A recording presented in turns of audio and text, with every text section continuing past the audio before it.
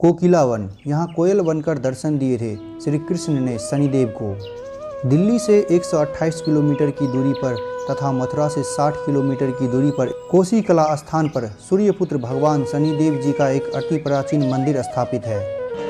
महिमा कोई न जाने हे शनिदेव, तेरे न्याय को न पहचाने हे शनिदेव। इसके आसपास ही नंदगांव, बरसाने एवं श्री बांके बिहारी मंदिर स्थित है।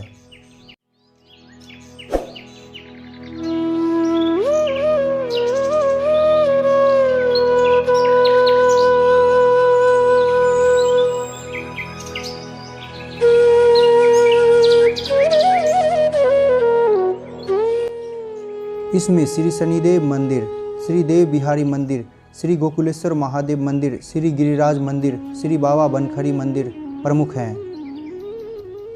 यहाँ 2 प्राचीन सरोवर और गौशाला भी है। कहते हैं जो यहाँ आकर शनिदेव के दर्शन करते हैं उन्हें शनि की दशा, साढ़े साती और ढैया नहीं सताती। प्रत्येक शनिवार को यहाँ पर आने वाले श्रद्धालु शनि भगवान की 3 किलोमीटर की परिक्रमा करते हैं। शनिश्चरी अमावस्या को यहाँ पर विशाल मेला का आयोजन होता है। शनि महाराज भगवान श्री कृष्ण के भक्त माने जाते हैं। ऐसी मान्यता है कि श्री कृष्ण के दर्शनों के लिए शनि महाराज ने कठोर तपस्या की थी। शनि की तपस्या से प्रसन्न होकर भगवान श्री कृष्ण ने इसी वन में कोयल के रूप में शनि महाराज को दर्शन दिया। इसलिए यह स्थान आज कोकिला वन के नाम से जाना जाता है। आइए श्री कृष्ण और शनिदेव के प्रसंग को विस्तार से जानते हैं।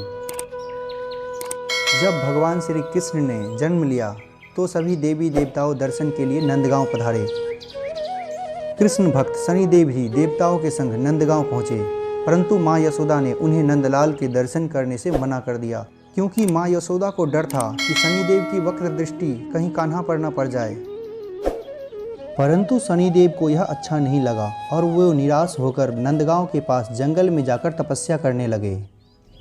शनिदेव का मानना था कि पूर्ण परमेश्वर श्री कृष्ण ने ही तो उन्हें न्यायाधीश बनाकर पापियों को दंडित करने का कार्य सौंपा है तथा सज्जनों, सत्पुरुषों, भगवत भक्तों का शनिदेव सदैव कल्याण करते हैं।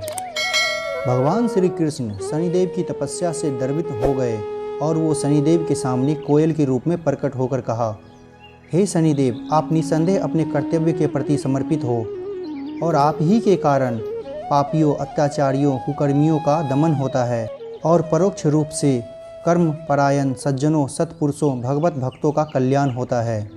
आप धर्म परायण प्राणियों के लिए ही तो कुकर्मियों का दमन करके उन्हें भी कर्तव्य परायण बनाते हो।